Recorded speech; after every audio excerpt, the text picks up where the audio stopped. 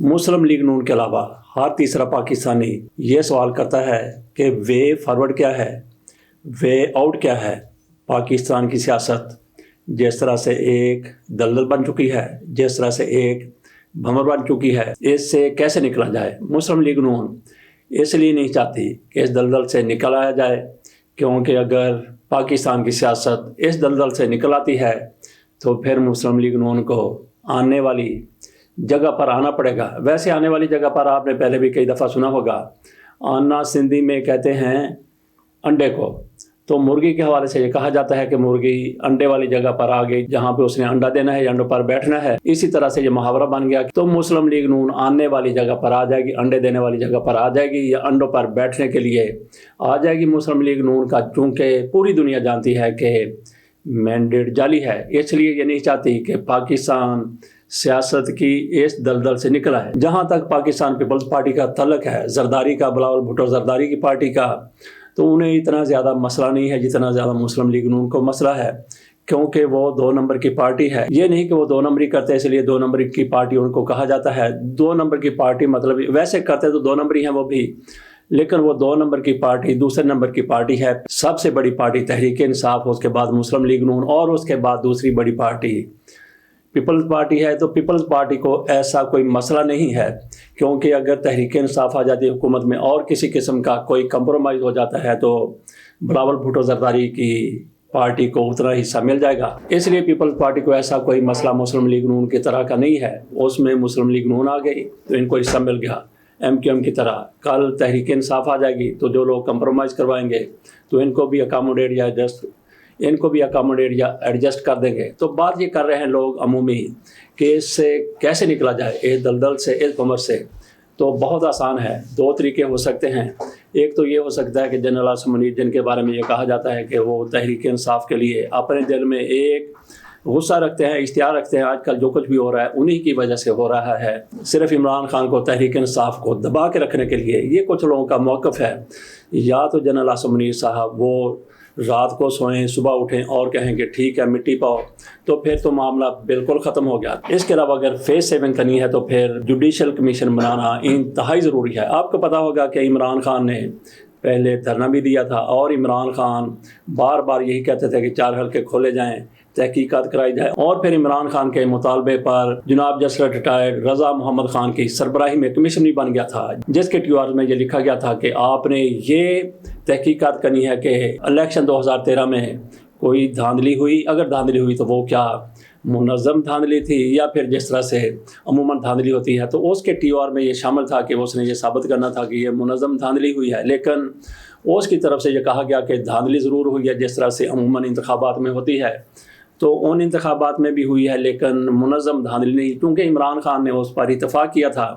کہ جو election commission فیصلہ کرے گا ہم قبول کریں گے، تو عمران خان کو وہ فیصلہ قبول کرنا پڑا تھا۔ تو باقی پوری دنیا جانتی ہے کہ عمران خان کی طرف سے جو 4 حلقے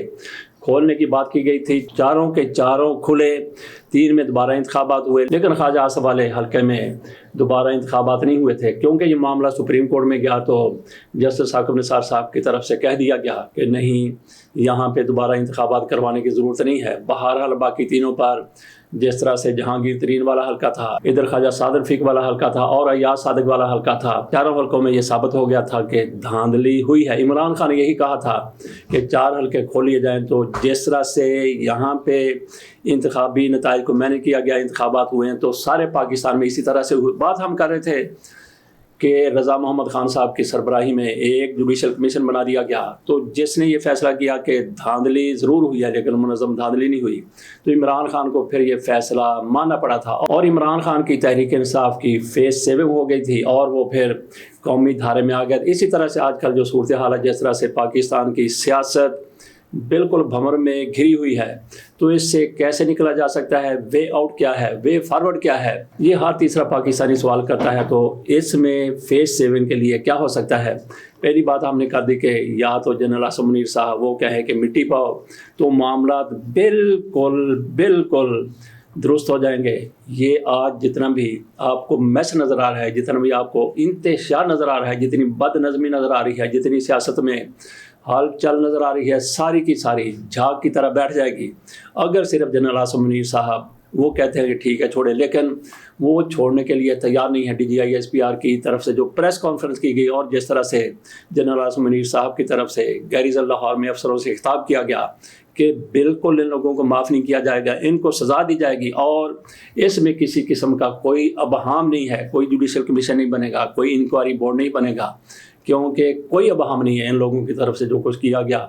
یادگار شہداء کی اس کی تصحیح کی گئی، تذلیل کی گئی، جس طرح سے دفاعی تنصیبات کو توڑا گیا، جلایا گیا، گھیراؤ کیا گیا، سارا کچھ کیا گیا، تو معافی والی کوئی گنجائش نہیں ہے اور نہ ہی جوڈیشل کمیشن بنے گا۔ DGI/SPR کی طرف سے بھی یہی کہا گیا،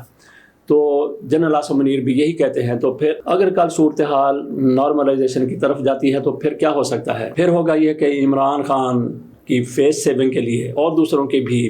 فیس سیونگ کے لیے ایک جوڈیشل کمیشن بن جائے گا۔ جوڈیشل کمیشن کیا فیصلہ کرے گا؟ جوڈیشل کمیشن کی طرف سے اسی طرح کا فیصلہ جیسا رضا محمد خان صاحب کی طرف سے آیا تھا۔ جوڈیشل کمیشن یہ فیصلہ دے سکتا ہے کہ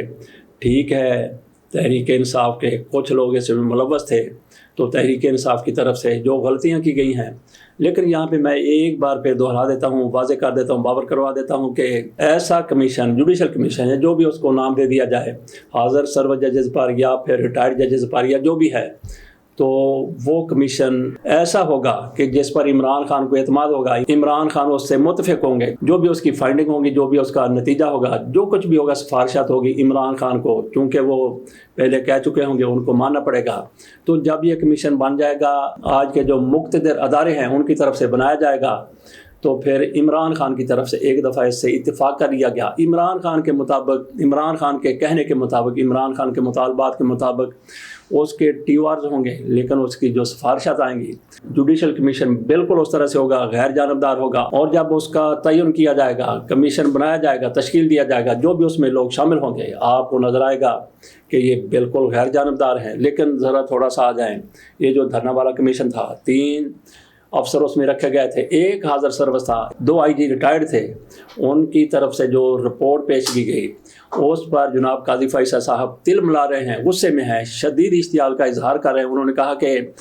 یہ کمیشن اس لیے بنایا گیا، حکومت کی طرف سے بنایا گیا، کاکڑ کی حکومت کی طرف سے بنایا گیا تھا، یہ کمیشن صرف اور صرف فیض حمید کو کلین چٹ دینے کے لیے بنایا۔ یہ قاضی فیصل صاحب اب واضح کر رہے ہیں، لیکن کمیشن کی رپورٹ آ گئی ہے، دیکھتے ہیں قاضی فیصل صاحب، کیونکہ آج کل بہت بڑی طاقت ان کے پاس ہے، اس کمیشن کی سفارشات کو مانتے ہیں یا نہیں مانتے، کیونکہ انہوں نے پھر کہہ دیا ہے کہ یہ تو جنرل فیض حمید کو بچانے کے لیے کمیشن بنایا گیا ہے۔ بات یہاں پہ ہم نے یہ کرنی تھی کہ کمیشن بنایا گیا، حکومت کی طرف سے کمیشن بنا، سب نے اس پر اتفاق کیا، لیکن کمیشن کے لوگوں پر کس نے کام کیا کہ اس نے ایسی رپورٹ دے دی کہ چیف جسٹس صاحب بھی اس پر تل ملا رہے ہیں، برہم ہیں۔ تو اسی طرح سے عمران خان کے حوالے سے جو کمیشن بنایا جائے گا، عمران خان اس پر